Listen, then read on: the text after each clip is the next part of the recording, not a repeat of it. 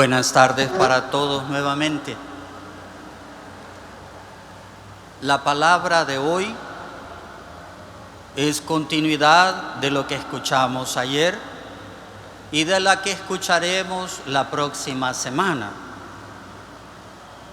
El texto del Evangelio de hoy es el inicio de las parábolas del reino.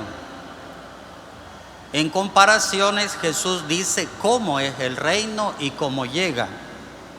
Ayer hemos escuchado la respuesta del ser humano a la palabra, 4 maneras de responder, que nos pueden pasar, ¿verdad? Una vez respondemos de una forma, otro de otra y otro de otra. Nos puede suceder. Hoy se concentra en cómo es el reino de Dios, pero iniciemos con la lectura del Éxodo, que también trae esta continuidad. El rito que hemos escuchado hoy sucede en la falda del Sinaí. Solo Moisés es el intermediario, pero los protagonistas son Dios y el pueblo. La ceremonia tiene 2 partes: la lectura y la aceptación de la cláusula de la alianza, o sea, el decálogo que escuchamos ayer, y las normas, conocido como el Código de la Alianza. Y por otra parte, el sacrificio que sella el pacto. La aceptación de las cláusulas se hace con toda solemnidad, usando la fórmula ritual: haremos todo lo que el Señor ha dicho. El pueblo ratifica el compromiso en el momento previo a ser rociado con la sangre del sacrificio. Queda así asegurado el carácter vinculante del pacto. Al distribuir la sangre en partes iguales entre el altar, que representa a Dios, y el pueblo, se quiere significar que ambos se comprometen a las exigencias de la alianza. Puesto que la sangre significa la vida y pertenece solo a Dios, únicamente debía derramarse sobre el altar o usarse para ungir a las personas consagradas al Señor, como los sacerdotes. Cuando Moisés rocía la sangre con sangre del sacrificio al pueblo entero, lo está consagrando, haciendo de él propiedad divina y reino de sacerdotes.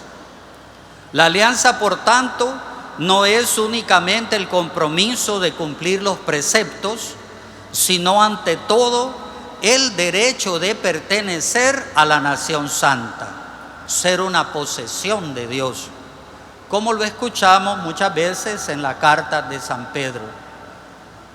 Ustedes pasaron de ser nada a ser un pueblo santo, nación consagrada, y que hoy día pasamos a formar parte de este pueblo a través del bautismo, que nos hace ser parte de este pueblo consagrado, de esta nación santa.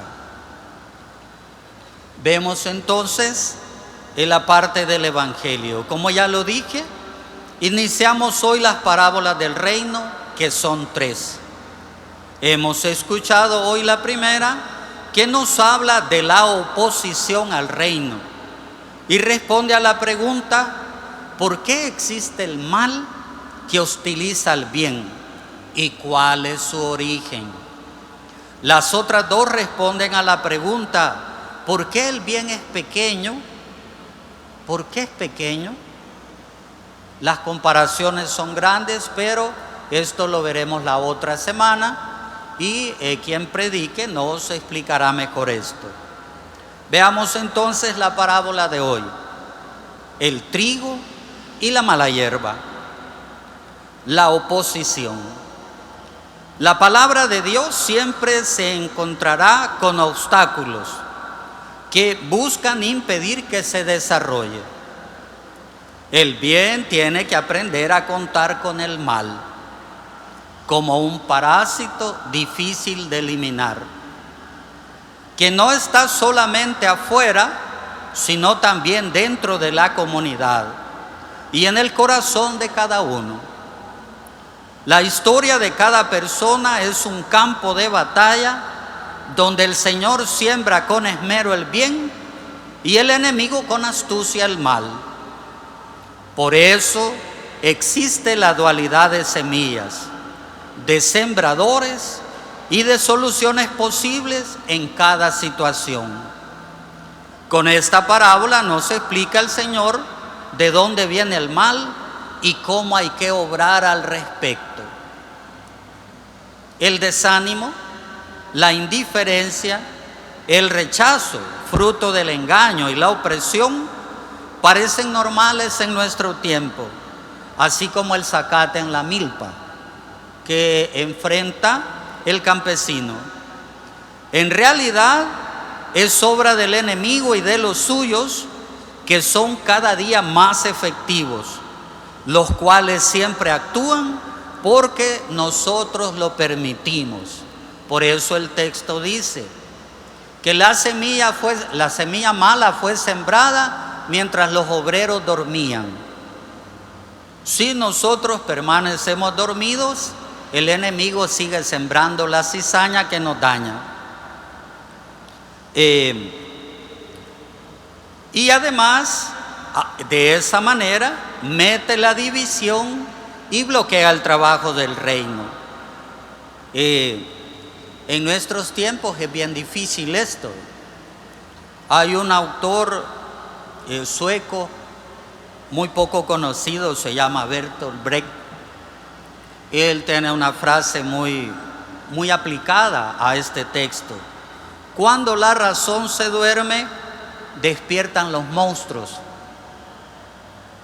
Cuando tú das oportunidad a los malos pensamientos, ya te agarró el enemigo. Por tanto, como dice el mismo San Pedro, hay que velar, estar despiertos, no dejar, como decimos nosotros, ¿verdad?, que nos ganen el mandado, ¿verdad?, en el trabajo del reino.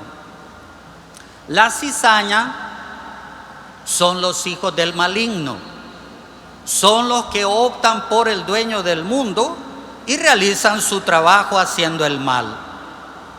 Es una planta dañina y venenosa, cuyo tallo y hojas, cuando nace y va creciendo, son similares al trigo. Sus raíces son fuertes y se entrelazan con las del trigo, por lo que se reconoce que es cizaña hasta el momento del fruto, pues como hierba mala da solo semilla para seguirse reproduciendo. Hasta la cosecha entonces, como dice Jesús, crecerán juntas. Se trata entonces de hacer una relación adecuada, ya que habrá que esperar el momento oportuno para la separación y la quema. Este es un detalle muy fuerte. ¿Por qué el campesino, de acuerdo a la parábola, no reconoce antes la cizaña? Entre nosotros es más fácil, ¿verdad? El que siembra el maíz, el zacate que produce nuestra tierra, es bien diferente del maíz. Y luego con facilidad llega y chapoda, ¿verdad?, y deja solo la mata del maíz o del frijol. Pero con la cizaña no, el tallito y la hoja son iguales que los del trigo. Dirá más tarde el Señor, ¿verdad? Cada uno se reconoce por sus frutos. Hasta entonces es difícil. La semilla que siembra el Señor son los que escuchan la palabra, como hemos escuchado ayer en la parábola de la semilla. La escuchan con corazón bueno y optan por Jesús, llegando a dar frutos, siendo así los hijos del reino. El campo donde el Señor siembra es el mundo entero. Mira que aquí todavía no es solo la comunidad, es el mundo entero, porque hay que rescatar a todos. Y el sembrador es Jesús. Ahora, el enemigo que viene a sembrar la cizaña es el diablo. Diablo, una palabra griega Diablo es una palabra griega. Traducida, no digamos al español, al salvadoreño, ¿cómo diríamos? ¿Quién sabe cómo se traduce la palabra diablo al salvadoreño?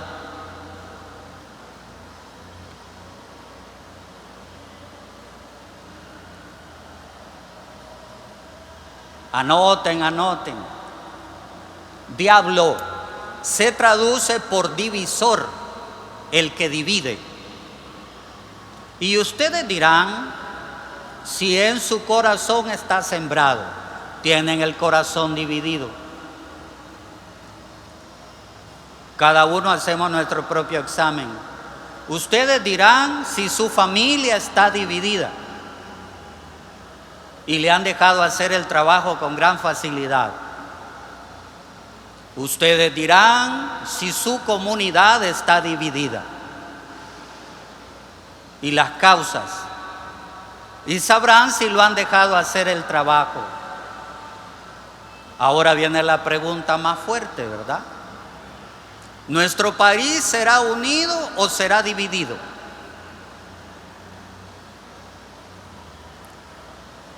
Y le hemos dejado hacer el trabajo.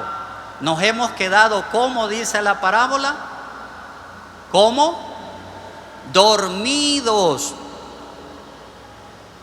Cuidado, cuidado. Necesitamos unidad, perspectiva de nación, que nos ayude a trabajar por todos, comenzando por los más necesitados. Allí está el punto de unidad, lo que conlleva a buscar una perspectiva de trabajo. Mira qué fuerte la parábola. Mientras dormían, dice, llega el enemigo y siembra la cizaña. El enemigo viene de fuera, de noche, se infiltra ocultamente para echar a perder la siembra. El mal no es originario, sino parasitario. Yo siempre comparo esto porque hay que tener cuidado, ¿verdad? A ustedes les gustan, ¿cómo se llama? Las orquídeas.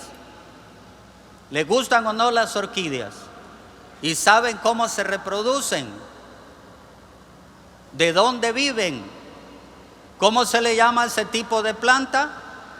Parásitas. Bien chulas, ¿verdad? Pero son parásitas. Que no nos vaya a pasar eso a nosotros. Ni vayamos a ser orquídea, ¿verdad? Parásito. Ni dejemos que en nosotros que se nos prendan a nosotros, ¿verdad? Esto tiene que transformarse. Es parasitario. Ya.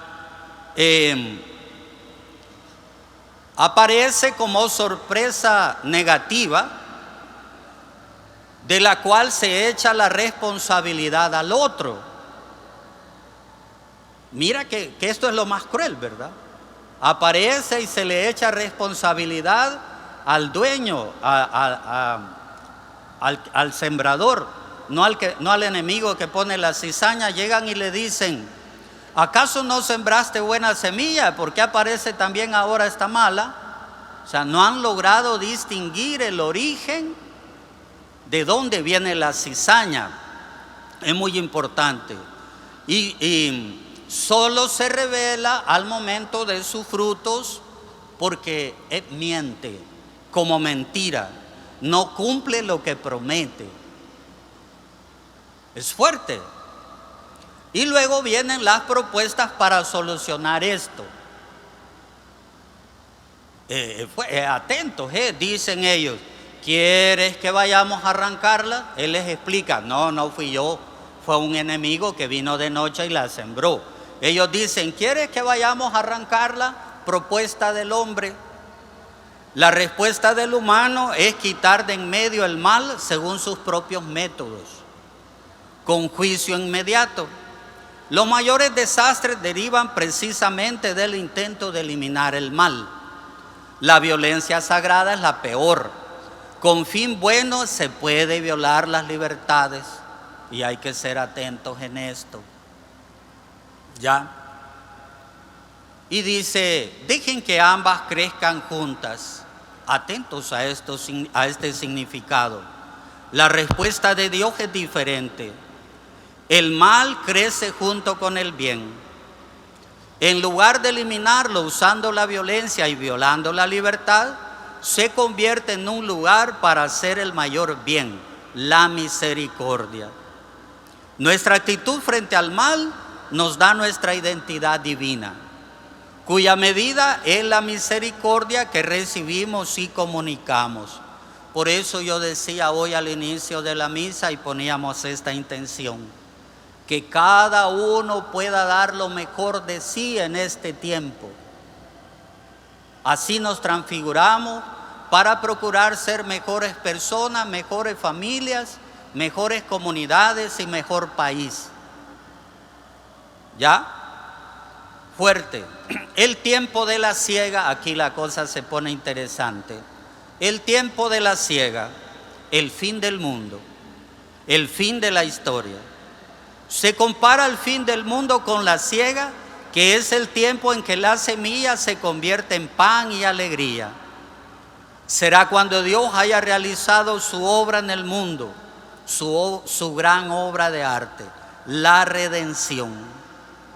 Solo entonces, no antes, habrá el juicio y el mal quedará eliminado, un juicio diferente del nuestro. Los segadores, dice, ¿quiénes son los segadores? Los ángeles. Dejémosles su trabajo, ¿verdad? Hagamos el nuestro. Al momento de la quema, solo resistirá el amor que nunca se termina. El fuego de Dios manifestará entonces la obra de cada uno. La paja de nuestro egoísmo se quemará y lo que es válido resistirá. Somos llamados a vivir el presente con responsabilidad, buscando deshacernos de la cizaña lo más posible. No debemos engañarnos. Todos llevamos dentro el trigo y la cizaña y debemos buscar que crezca el trigo y dejar pequeña la cizaña. ¿Cómo le llama este trabajo el campesino?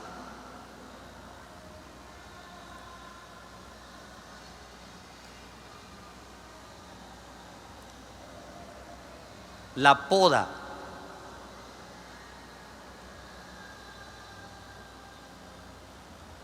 Imagino que ustedes ya saben dónde les aprieta el zapato, ¿verdad? ¿Ya? Todos sabemos dónde nos aprieta el zapato. Ahí está la cizaña. ¿Qué hay que hacer? Como no se puede arrancar porque se lleva también la raíz del trigo, por lo menos hazle la poda. ¿Ya? Aquí casi siempre hay disponibles de aquellos que ayudan a hacer la poda. Allá, ¿verdad? En el confesionario. Y te da guías para que te lleven. Y camines por el sendero oportuno. ¿Ya? Clave. Porque luego, a partir de la puerta para allá, hay que ir a vivir la fe. Y transformarse y ayudar a transformar, evitando que la cizaña contamine. La iglesia es el reino del Hijo, todavía no es el reino del Padre, y por eso abarca necesariamente el trigo y la cizaña juntos. El Señor quiere que todos nos salvemos y que lleguemos al conocimiento de la verdad. Nos da la chance. El que no es misericordioso con los malos, él mismo es malo. Escándalo para los otros, que no cumple la voluntad del Padre. Si el reino del Hijo acoge necesariamente a todos como hermanos, el del Padre recogerá solo los hijos, los que se han hecho hermanos de todos. Lo que en nosotros no sea filial y fraterno desaparecerá.